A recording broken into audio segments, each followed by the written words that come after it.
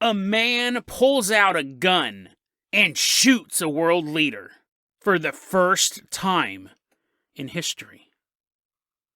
And then we meet a grieving young mother. Her younger sister, who she loved so dearly, has recently passed away from a drug overdose. But her sister used to be a ghost hunter, and she's decided to continue her crusade on the other side. Today on Dead Rabbit Radio.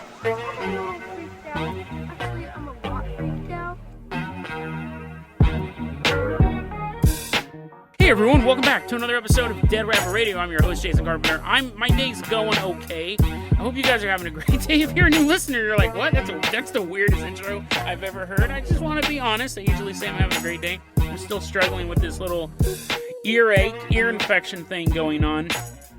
I can only eat bland foods. My tongue is swollen. You're like, Jason, go to the doctor. Don't record a podcast. It's not swollen. It's just a little red. But anyways, thank you for your concern. I probably should. I actually ordered some stuff off Amazon to treat it myself. Speaking of treating, speaking of segues, let's go ahead and introduce one of our live stream supporters. This is someone who gave a live stream donation back in 2019. It's taken me a long time to get to you guys. This guy's also a huge supporter of the show, Patreon supporter. Been listening to it since like episode 20 or 30. It's Barfy Man. Everyone give a round of applause to Barfy Man. He's walking into Dead Rabbit Command doing cartwheels, throwing up everywhere. Barfy Man, you're going to be our captain or pilot this episode. If you guys can't financially support the show through like the Patreon or the merch store, that's fine. Just help spread the word about the show. That also really helps out a lot. Barfy Man, I'm going to go ahead and toss you the keys to the... Which vehicle sound effects is going to make my throat hurt the less? I'm going to go ahead and toss you the keys. I'm going to go ahead and toss you an oar to the Dead Rabbit rowboat. We are leaving behind Dead Rabbit Command. We are headed on out to the Dutch Republic. Splishity splash. Splishity splash. Barfy Man is courageously leading us all the way across the Atlantic Ocean. We're headed back to the year 1580 as well, so let's make sure we navigate into that time portal over there. It's 1580, so it's old-timey all of a sudden. We're wearing, like, old-timey clothes. They're super, like, itchy and heavy. I bet you they were the most uncomfortable people on planet Earth back in the 1580s, because, like, cavemen were running around in, like, leopard skins. I saw this documentary once called The Flintstones. I know what it's like. They're wearing, like, saber-tooth tiger pelts, and it's very breezy. Nowadays, we wear, like, yoga pants and tank tops. But in the 1580s, everything was so heavy and woolen and super itchy. And, like, then they're like, hey, we need you to go into battle. Here, put on, like, 80 pounds of steel. You're like, oh, man, I hope I get killed right away. So that way I don't have to keep running around all this heavy stuff. I bet you it totally sucked. But it's 1580. We take all our clothes off. We're tired of walking around in these itchy clothes. And we're in Spain. And there's this dude there, and his name is King Philip. And he's like, you know what? It sure is fun being the king of Spain. Eventually, I'm going to outlaw clothes, but for now, I'll allow them. I'm king of Spain. I'm also king of the Netherlands, but I'm having some trouble up in the Netherlands. You see, there's this guy named William I of Orange, and he's this Dutch independence leader, and he's really getting my goat, which is literal back then because everyone had goats, and William took one of King Philip's. He's like, listen, you got to take care of him. They're calling this guy like father of the fatherland. I'm king. Someone needs to take care of William. But William was such a beloved resistance leader that no one wanted to do it. And King Philip's stomping around the courtroom for a while, and he issues a proclamation at a certain point. He goes, listen, if you kill him, I will give you 25,000 crowns. That's money. It's not just a bunch of crowns that you're like, oh, now what do I do with these? I'm not king of 25,000 countries. 25,000 crowns was the currency. You also gain a peerage, which is like a class upgrade. It's like a real-life role-playing game. And you get a house, an estate. It's not like some busted old Shrek house. It's like you get fancy grass and your own goats. You get all sorts of goats, and you get a big house. So this goes on, he makes this proclamation, and in July of 1584, there's a dude named Balthasar Gerard. He's a 26-year-old man. I know a bunch of history majors just shut the podcast off, or they're trying to figure out how to fast forward, because they know exactly where this story's going. But for the rest of you ignorant goons, strap in. Balthasar Gerard, 26 years old. He goes, I want that, man. I want the fame. I want the fortune.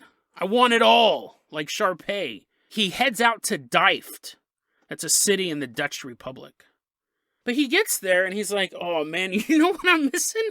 I want to do this so I make money, but I'm too poor. This is a real problem. I never thought about this before. He's too poor to assassinate somebody.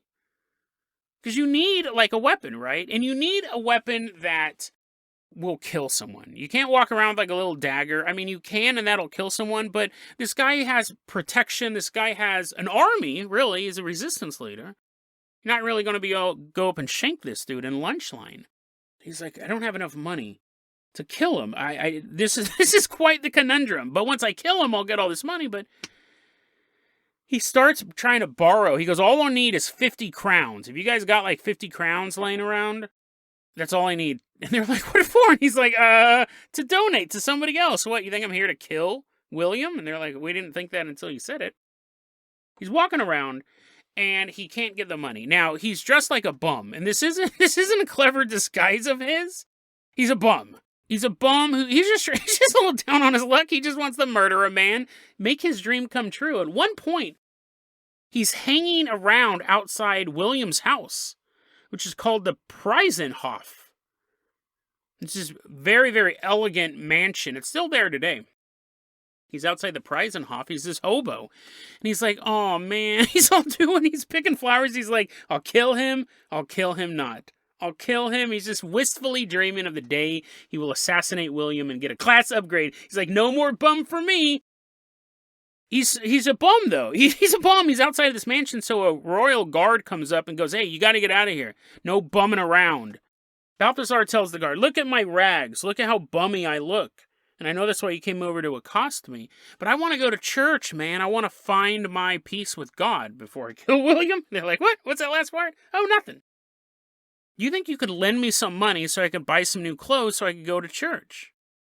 And the guard goes, I don't get paid enough for that, but I know someone who may lend you some money. So the guard goes to William and says, hey, there's this hobo outside. He wants to go to church, but his clothes are gross and they super stink. And William says, you know what? I will give that young man 50 crowns so he can go to church. Guard gives Balthasar the money, and he goes, and he buys 2 pistols. Click, click. Click, click. Yeah. And then he goes buy some non-stinky clothes. He's like, woo, that guard was right. I smelled.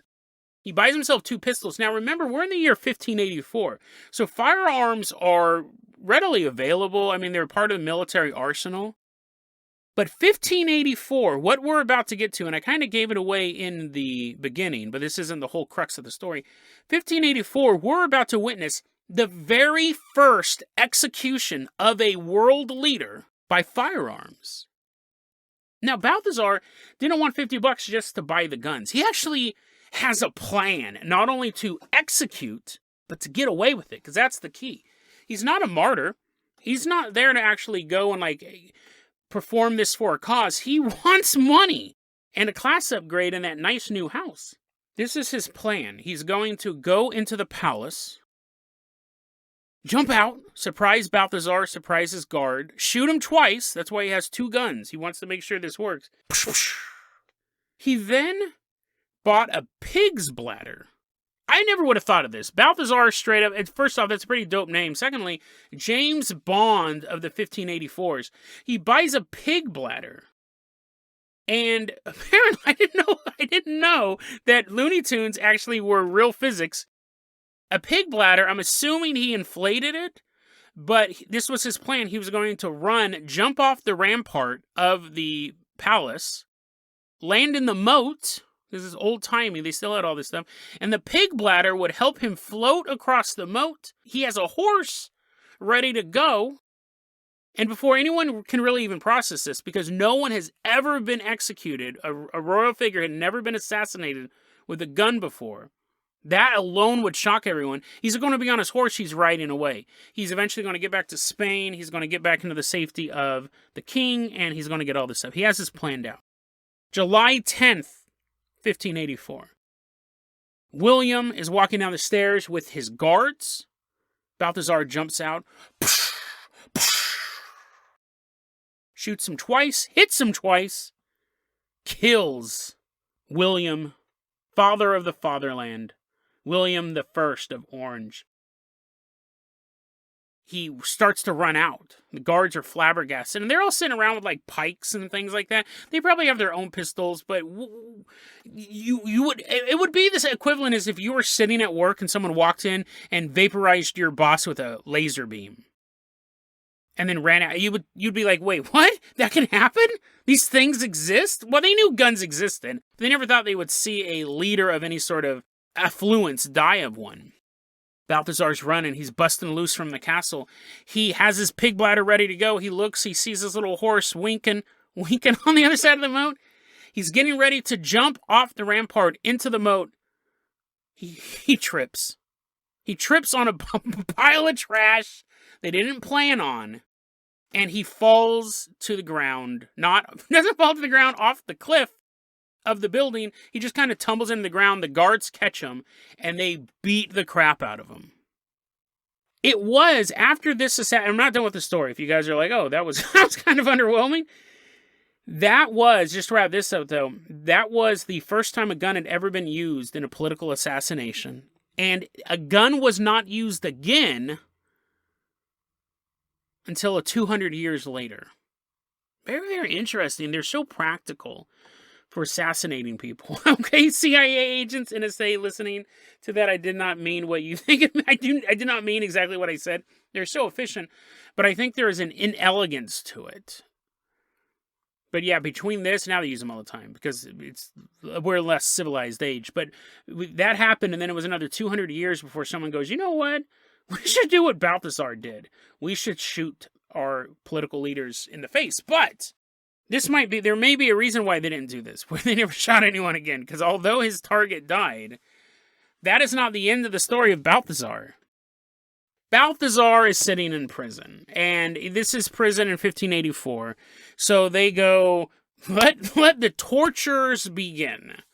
So some guy comes out of retirement, he's like, oh dude, I was tortured all my life, I tortured all those people, and you know what, it's time for me to hang up the human skin and become a farmer. But now that this guy has killed William, he deserves the worst torture possible.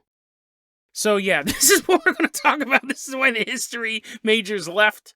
This is what we're going to talk about for the next 7 minutes. He's hung on a pole, and he's whipped. And then, this is what's so weird. One, I think a lot of this torture stuff's exaggerated. I think a lot of these historical tortures, we covered one before about a guy who had to sit in a red-hot chair, and they used red-hot clamps to pull off his thumbs and his toes and stuff like that.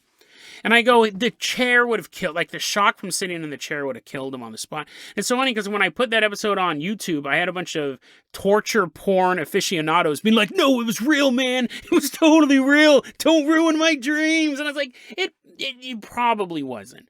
They probably got a red hot chair. He would have had a heart attack before he even got into the chair. Like knowing what was coming. I think a lot of it is, or he's dead at that point, and they're like, and then we did this and did that. So I think a lot of this torture stuff is exaggerated. Two, this stuff is so incongruent. Like, you tie me to a pole and you whip me, I'm not having a good day, right? I'm not Rihanna, it doesn't turn me on. But then, okay, so this is, okay, so starting off right from the beginning, supposedly this has all really happened, but Jigsaw would be like, really, dude? Really? That's a little ridiculous. They whip him with a whip. Then they smear him with honey, which would be so soothing. I have a sore throat. I would love honey right now. But they smear him with honey, and which you think if it helps your throat, it would also help the bleeding wounds caused by the whip. Then they bring out a goat and described this goat has a sandpaper tongue. I don't know if all goats do. I don't know if this goat was specifically bred for honey torture, but they bring the goat out, and the idea is the goat with its sandpaper tongue is going to lick him and it's going to hurt. And that's why the honey's on him, so the goat will lick. What type of torture is that? Just whip him for another 10 minutes. Think about all the work that goes into that. There's some guys like Otto's like, hey guys, I had this crazy dream last night. How about we cover him in honey and we have a goat lick it off him? And think about how long it would take to cover a human being in honey. Lead the goat in. And then he's like, ow, ow, what? Like, eventually he'd be like, wait, that doesn't hurt. It tickles. I don't care how rough a goat's tongue is. You just got whipped. You just got whipped. And the goat doesn't lick up the honey.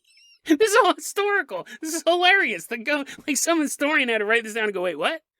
The goat didn't even do anything? The goat didn't lick him? Do goats even like honey? Like, what's going on here? The goat does not want to lick him.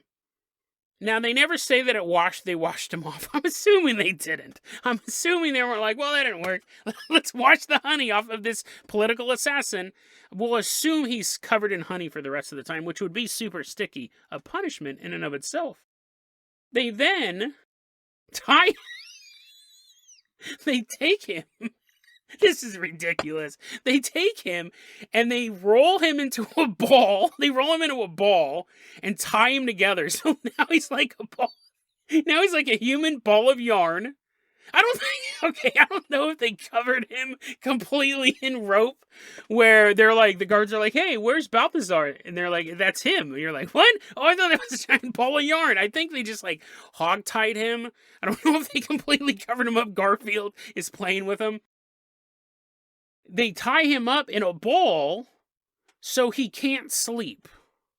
Which I'm gonna take a stab in the dark, no pun intended. I think being whipped a lot and being afraid you're gonna get tortured the next day, that's gonna keep you awake too. I could probably fall asleep in a ball shape. Actually, people sleep in the fetal position all the time. So you could totally do that. He's already had this horror. I can almost guarantee you this is the rest of the episode. I don't know if we're going to have time for the other one. But anyways, maybe we'll do a second shorter story. For the next 3 days, Balthasar, now it's public humiliation, right? Now that they've experimented with the goat and that didn't work, now they're bringing him out into the public. They strap him to a pole and they mock him. Boo, you suck, man. Boo, you're super sticky. And he's like, that's not my fault. They made me sticky. And they're like, no excuses. The buck stops with you. You're gross. That, I would be like, what, for 3 days? I mean, it might hurt my feelings a bit. I bet you can't fall asleep as a ball. I can. They're all rolling around as balls. You're like, aw, I wish I could be free in a ball. But that's nothing, dude. Like, really, what could you say to me over the course of 3 days that would be worse than me getting whipped? Well, they have him tied up, and they're mocking him for 3 days. And then they take, again, bizarre escalation. They're like, okay, did everyone say something mean about this guy? Okay, you good? You in the back? You said something mean about him? Okay. Now let's move on to the next stage. They should have just done this. They should have done this for 3 days. They took 300 pounds of stones and tie them to his big toes. That's torture. But logically, he would have no toes. He would have no toes at this point. They let these 300-pound weights hang for 30 minutes. My toes. Shut up, complainer. They're like, no, the mocking portion is over, sir. You can't mock him. This is the stone on the toe. Oh, sorry, I didn't know that. For 30 minutes, 300 pounds on your toes. I weigh almost 300 pounds. I put on a bunch of weight on my vacation. I did put on some weight. But imagine me two of me, hanging on to a dude's toes. I mean, just me stepping on a guy's toes would be incredibly painful. Imagine him hanging from a pole and me being like, you get up there, as I'm pulling on his toes for 30 minutes. Then, they have a real feet thing over in the Dutch Republic. I don't know if it's still a thing, that they have this weird feet fetish thing, but back then they definitely did. They're pulling on his toes. Then they go, bring out the shoes. And he must be like, oh, I'm not from around here. Maybe they're really fancy shoes. Maybe they're the shoes of forgiveness. Maybe they'll let me go. They bring out shoes, and they're well-oiled, uncured dog skin shoes. And they're too small. Who cares? Someone was just hanging on my toes. Who cares if the shoes are too small? Well, you didn't let me finish. you take these uncured dog skin shoes and you put them on your feet and they're super tiny. And what happens is he's then hung over a fire. Again, that's enough, right? Just hanging someone over a fire. Don't have to mock him. You hang him over a fire, and these shoes, they dry, and they start to get smaller and smaller and smaller. Eventually, these shoes tightened up until he had no more feet. Because okay, now, here's the thing. I don't think that's possible. I've come across other torture stories where people get sewn into cow hides, and then the hide is put out in the sun, and the hide crushes them as it dries, and that's a little more believable because you can suffocate someone by simply putting pressure on their chest. That'll kill them. They can't breathe. But you have all sorts of foot bones and stuff like that. I don't care if you put small shoes on me and they slowly cooked. You think they would just crumble away. You think there's like a path of less resistance. The human foot that's genetically engineered to last 80 years and run across savannas in the pursuit of wildebeests, or dog skin, or dried up or non-dried up wet dog skin that so slowly dries. I think it'll just fall apart. But now he doesn't have feet. They've been crushed. They're nothing but stumps due to this scientifically dubious torture method. Then they take his shoes off, and I'm assuming he's going, my shoes, my new shoes. No, I came to love those things. They take his shoes off, and they brand his armpits. So they take his shoes off. Don't worry. I only have a few more of these, okay? They take his brand new shoes off. He's like, no, I'll always remember the times we had together. He has a scrapbook. He has a scrapbook. It's pictures of his feet getting smashed. And then they go, put your arms up. I don't think they asked him politely. I think he's still like bound with his arms up. They take a hot branding iron and brand them under his armpits. It's a picture of his shoes. You'll never forget your shoes. I wasn't going to anyways. I love those shoes. They brand an image of the shoes underneath his arms. Then it said that they so bizarre. How did you picture this guy the whole time? I pictured him like old-timey clothing, like maybe he just has on underwear. Like they're not naked because they're probably Puritans, but he's probably wearing like rags for underwear. That's about it. I mean, how do you dress a man for public torture? They soak his shirt in alcohol. And I read that and I go, he's still wearing his shirt? That didn't catch on fire. That didn't get all bloodied up. Apparently he still had on a shirt this whole time. They covered in alcohol. And then, it's weird, right? They cover in alcohol. You think, what, are they going to set him on fire? Is he going to die eventually, Jason? Is this man being tortured to this day? They take... Because that's what I would have done. If I would cover someone in alcohol, I would have thrown matches at him and would have like taken satisfaction in knowing 9 of the matches out of the 10 will actually extinguish as I'm throwing them at the person. I'm not a torture. I actually despise torture. But if I was torturing someone, this is what I would do. I'd keep throwing the matches because I know eventually one's going to light it, but most of them won't, and there's a psychological torture. So I think they're going to do something like this, right? No. I don't think they even had matches back then. They cover his shirt in alcohol, and then they pour bacon fat, boiling baking fat all over his body. Just skip the shirt. Just skip the shirt thing, dude. If you have boiling pig fat just laying around, I'm sure they boiled it specifically for this. Just do that. Just do that. You don't have to go, well, first let's get his shirt all nice and juicy. Anyways, that happens. Then, okay, just let me count. 1, 2, 3. Okay, there's only 5 more. I mean, they really went to work on this guy. They really, really went to town on this guy.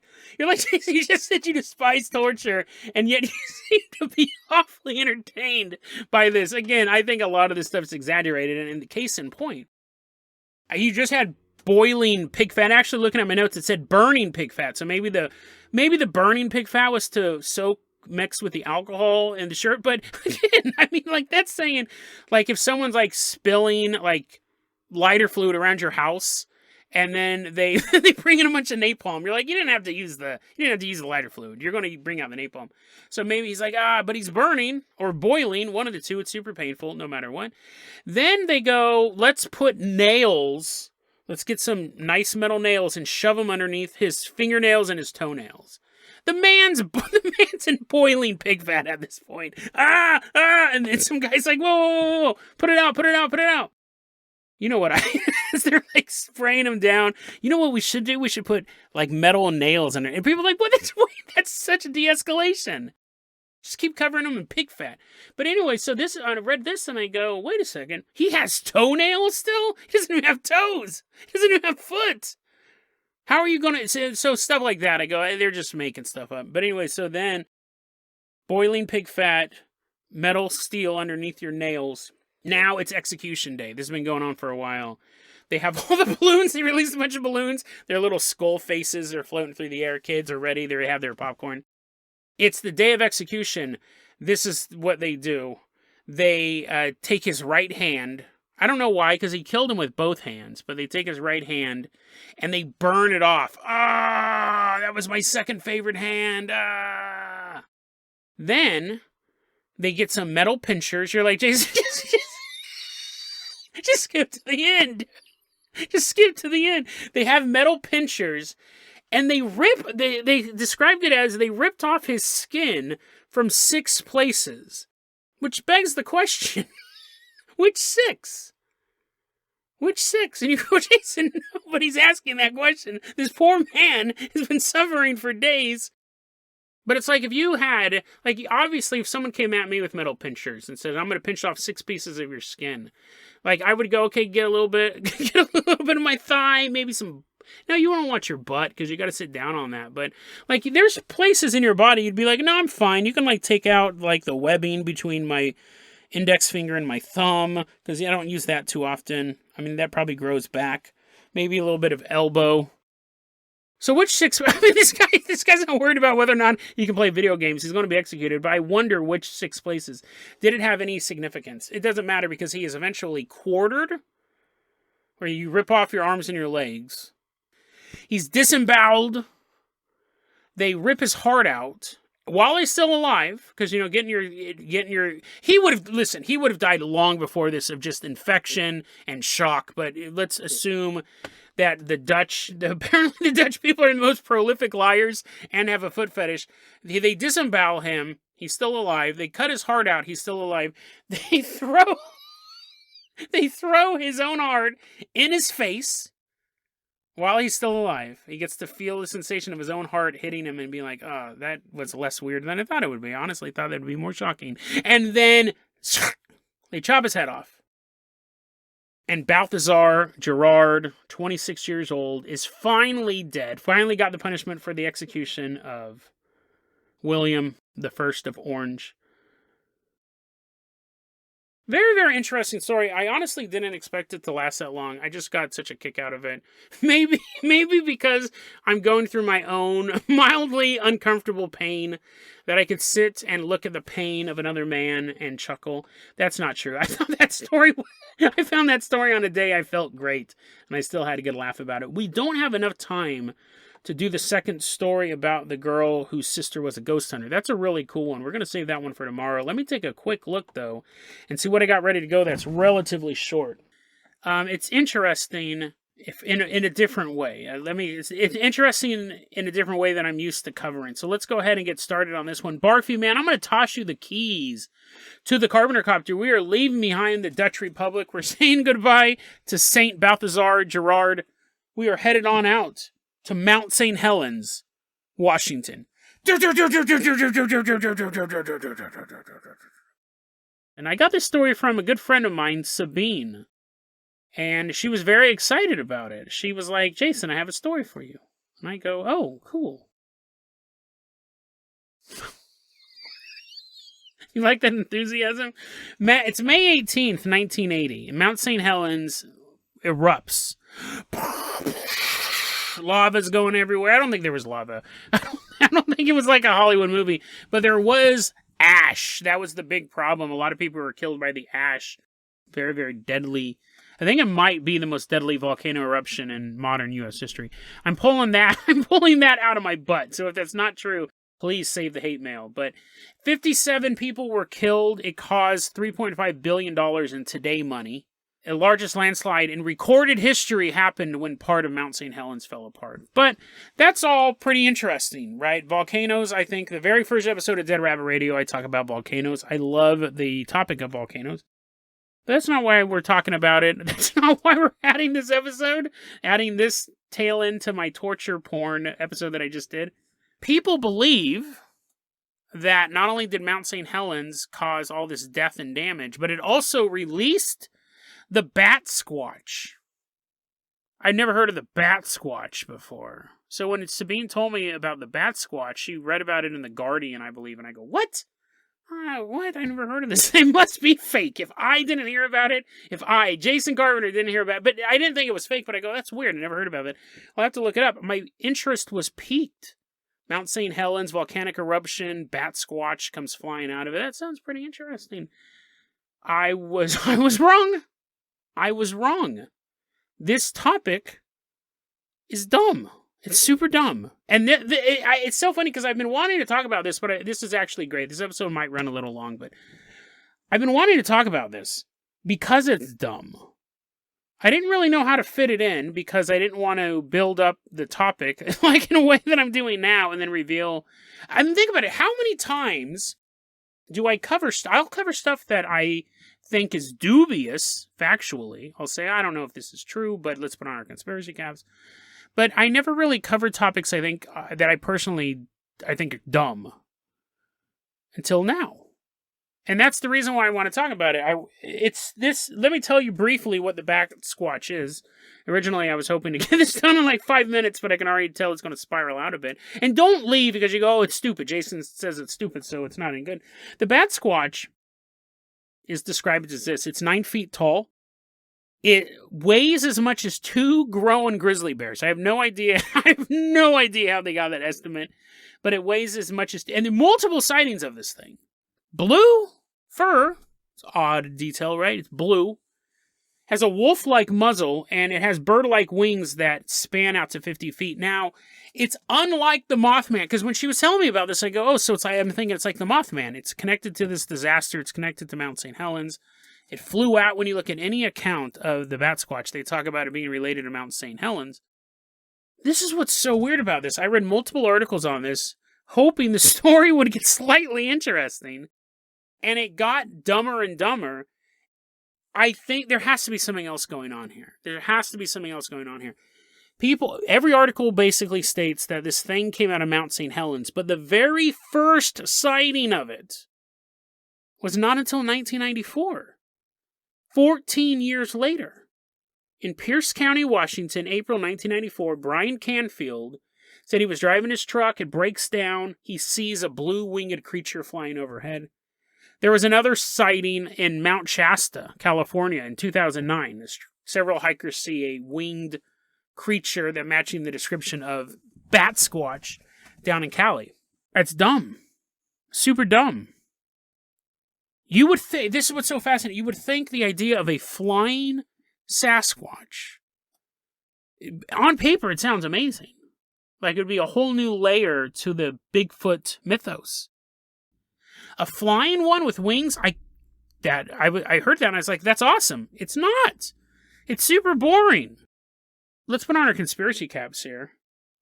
I believe that, and we've talked about this before, and I'm not the only one who believes this either, because we had other people kind of put their own spin on it. I believe that there are hidden codes out there. We've talked about these codes being used to pass on insider trader information. We did an episode on that. But even before that revelation, which I find very fascinating, and this may fall into that, I think that sometimes these stories are put out there as codes, coded messages, for other people. And unless you know what the end message is, or how to break the code, or who it belongs to, it makes no sense. Out of all of the stories we've ever covered on the show, this is probably the most bland. And it shouldn't be. A flying Bigfoot should be awesome. I did a ton of research on this thing. You can follow it up on the show notes. It's not good. She didn't find it in The Guardian. The story of the newspaper Oregon Live did it. But there's a lot of stuff on this, and it all sucks. It's all really, really bad. So why? If it's made up, it should be so fantastical, it can't help but pique your imagination. If it's real, it could be mundane, but none of the details add up. Why do they keep connecting it to the Mount St. Helens mythos? It's almost like there's something else behind it. There's a new show coming out on Fox Nation, which is either some cable network, I think it's a cable network that streams online, called Monsters Across America, and one of the episodes they're doing is the Batsquatch of Mount St. Helens. That episode's coming out pretty soon. Like, this article was printed just back in August of 2021. Why now? I mean, sure, it's just a television show that needs filler material, I get it. But there's just so many better cryptids. There's even better Bigfoot stories to tell than this one. That there's been no photographs, there's been no video footage, there's been sporadic sightings over the last 30 some odd years.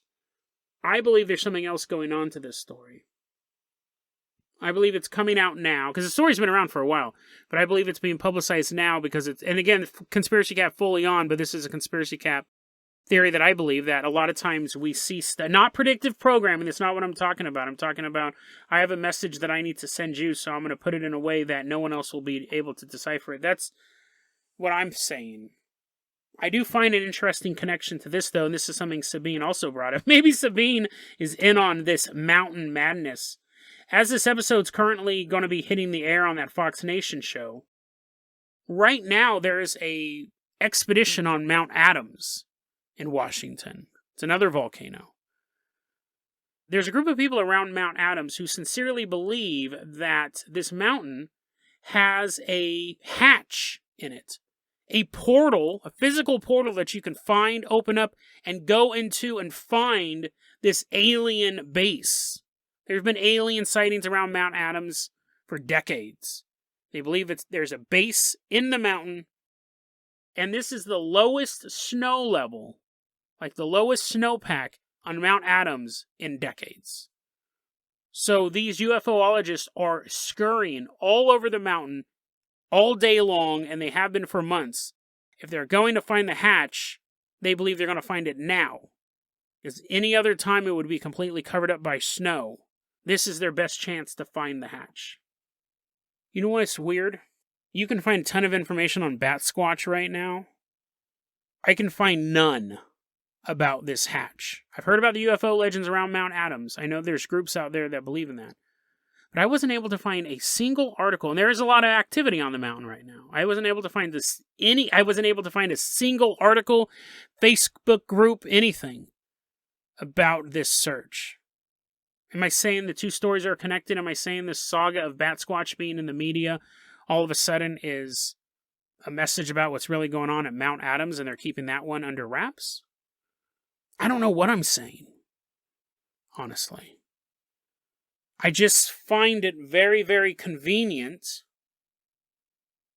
that one topic about volcanoes is super popular. I wouldn't even say popular. It's super dumb. It's boring. And I can't imagine a show dedicating 30 minutes to it. And then we have this other thing going on in a volcano in the same state that could have world-changing ramifications that there's no information on. Misdirection.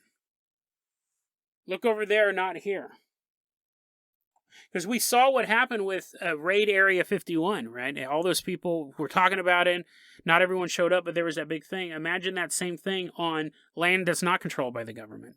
Imagine if there was a big push. Find the hatch, find the hatch, find the hatch. You'd have all the Forest Fin weirdos. You'd have all the you'd have all the Area 51 people out there. You'd have all these big parties. Rescue crews would have to be going up there. And it would actually impede the search for the real hatch, if there is one. But is there a connection between the Batsquatch story coming out now? I don't know. I feel like there is. And sometimes as a conspiracy theorist, I mean, you can't never win an argument like that. You can never sway anyone's opinion. But I feel like there is. Because otherwise, why is such a dumb story getting play? Why is the Batsquatch story becoming popular?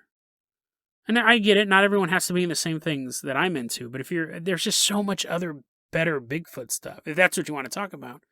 And even just better cryptids in general. Batsquatch. I get wanting to cover something that's obscure. I'm glad that they're covering stuff that's obscure, but at a certain point you got to look into it and go, well, it's obscure because it's lame, right? I don't know. And you may feel like I'm being a gatekeeper. You may wish I still continued to talk about torture, but yeah, I'm just very puzzled by it. And I have no pithy way to wrap this episode up. I didn't plan on doing this. This is one of those topics that I did all the research and I took all the notes and I thought, well, I don't know if I'm ever going to cover this because the topic itself I don't find super intriguing, but the topic behind the topic might be more important than a big blue monster flying out of a volcano. You almost have to go out of your way to make the story boring, right? Like, it should just intrinsically be awesome.